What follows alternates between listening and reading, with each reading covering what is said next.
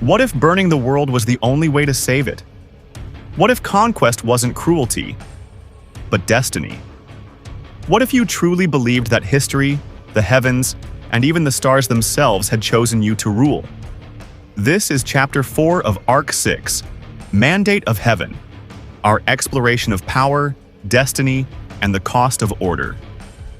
So far, we have examined rulers who believed they were necessary.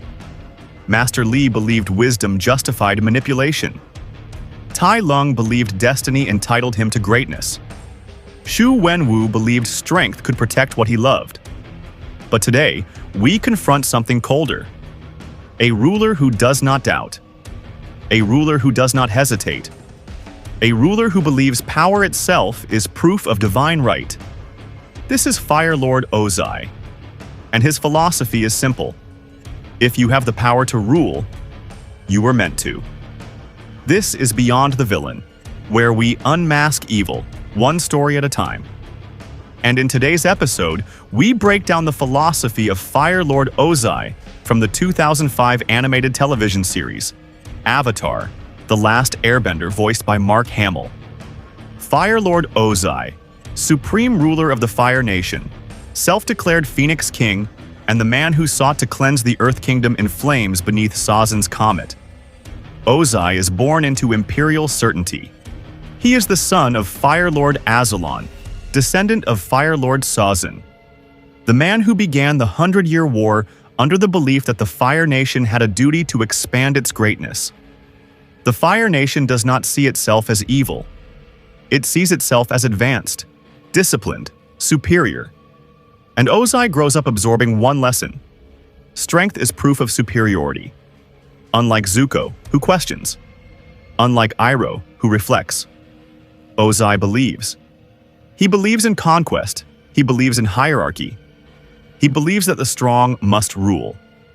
And when weakness appears, even in family, it must be removed. The turning point is not on a battlefield. It is political. When Iroh loses his son, Lu Ten, during the siege of Ba Sing Se, the Fire Nation expects him to inherit the throne. But Ozai sees opportunity. He argues that Iroh's grief makes him weak. He claims that leadership requires ruthlessness. Soon after, Fire Lord Azalon dies under suspicious circumstances, and Ozai ascends. From that moment, the war shifts in tone. It is no longer expansion. It becomes extermination. Perhaps Ozai's clearest moral fracture appears in his duel with his own son. When Zuko speaks out of turn in a war meeting, Ozai challenges him. Zuko believes he will fight a general. Instead, he faces his father, and Ozai burns him. Before banishing him, Ozai declares, "You will learn respect, and suffering will be your teacher." To Ozai, this is not cruelty, it is correction. Compassion is weakness. Zuko's scar becomes symbolic. Power demands obedience. Authority demands fear. Ozai's ultimate ambition is revealed when Sazan's comet returns. The comet amplifies firebending power to catastrophic levels. Ozai sees this celestial event not as coincidence, but confirmation. He announces his plan to burn the Earth Kingdom to the ground. Not conquer it. Erase it.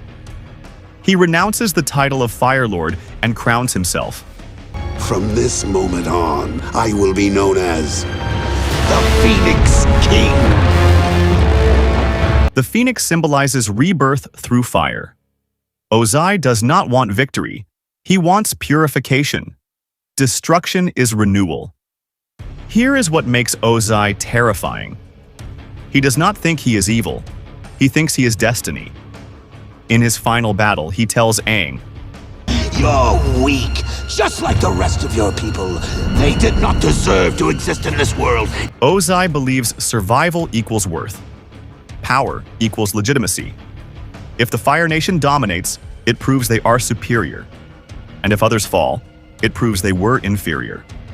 To Ozai, morality is irrelevant. Only dominance matters. Ozai embodies a fusion of divine right theory, social Darwinism, Hobbesian absolutism, without social contract limits. Historically, monarchs claimed authority from God. Ozai claims authority from fire itself and from the comet. When the heavens strengthen him, he interprets it as cosmic endorsement. Power from the heavens is proof of destiny.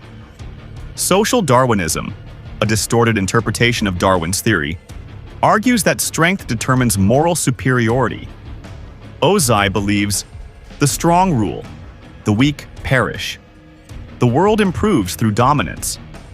This ideology mirrors real historical justifications for imperial expansion. Hobbes without consent. Thomas Hobbes argued that humans surrender freedom to a sovereign for protection. Ozai keeps the fear, but removes the consent. He rules not because people agree. He rules because they cannot resist. He promotes Azula because she is ruthless. He mocks Zuko's empathy. He plans genocide rather than negotiation. He declares himself Phoenix King during a celestial event. Everything Ozai does reinforces one principle: authority must be unquestioned. But authoritarian systems built on fear have a flaw. Fear produces obedience, not loyalty. Zuko defects. Iroh joins the White Lotus. The colonies rebel. The Avatar returns. Ozai believes fire cleanses, but fire also consumes its own foundations. Aang represents restraint. He believes power must be guided by balance. When faced with the choice to kill Ozai, Aang struggles. His past avatars advise lethal force. Even Kyoshi implies it is necessary. But Aang refuses to abandon his principles. Instead, he removes Ozai's bending. He strips power without taking life. True strength is restraint. Tai Lung believed destiny was denied to him. Ozai believes destiny belongs to him. Xu Wenwu fought to protect love. Ozai fights to protect supremacy. Master Li manipulated others in secret. Ozai declares his dominance openly. Each villain in Arc 6 believes in destiny. But Ozai takes it furthest. He does not seek mandate of heaven, he assumes it. History is filled with leaders who believed expansion was destiny. Imperial Japan framed conquest as Asian liberation. Nazi Germany framed expansion as racial superiority. Colonial empires justified rule as civilization. Each believed strength validated authority. Each underestimated resistance. What does Ozai teach us about modern power? In times of crisis, war, terror, instability, societies often accept stronger authority in exchange for security. The logic sounds reasonable. Order prevents chaos. Strength ensures safety. Centralized power produces efficiency, but Ozai represents the extreme endpoint of that reasoning. When authority becomes unquestionable, accountability disappears. And when accountability disappears, abuse becomes inevitable. Power without limits becomes tyranny. The lesson is not that strength is wrong. It is that strength without balance is destructive. Was Ozai purely evil? Or was he the logical product of a nation raised on imperial ideology? He did not invent Fire Nation supremacy. He inherited it. He perfected it. Unlike Tai Lung, Ozai does not act from pain. Unlike Wenwu, he does not act from grief. Unlike Master Li, he does not act from manipulation. Ozai acts from certainty, and certainty can be more dangerous than chaos. Political theorist Max Weber described three forms of authority: traditional, charismatic, legal, rational. Ozai blends traditional inheritance with charismatic spectacle. Declaring himself Phoenix King is symbolic theater. He transforms political authority into mythic inevitability. When power becomes myth, opposition becomes heresy. In the final confrontation, Ozai screams at Aang, Even with all the power in the world, you are still weak. He cannot understand restraint. To Ozai, mercy is surrender. But when Aang removes his bending, Ozai is forced to face a truth he never considered. Power is not identity. Authority is not destiny. And fire does not grant divinity. Fire Lord Ozai is not a chaotic villain. He is not impulsive. He is not tragic in the way Tai Lung is tragic. He is conviction without doubt. His intent: unify the world through strength. His outcome: oppression, rebellion, collapse. What makes Ozai terrifying is not madness, it is belief. He truly believes he is right. And that is the most dangerous form of power. When leaders believe they are destiny, no one is safe. Arc 6 teaches us that destiny is often claimed, not granted. The mandate of heaven is fragile. It depends not on power alone, but on justice. When justice disappears, heaven withdraws its mandate.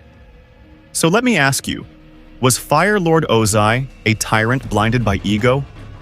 Or the inevitable product of a nation that believed strength was morality? If you had Sazen's comet at your command, would you have chosen conquest or restraint? This has been Beyond the Villain, where we unmask evil, one story at a time.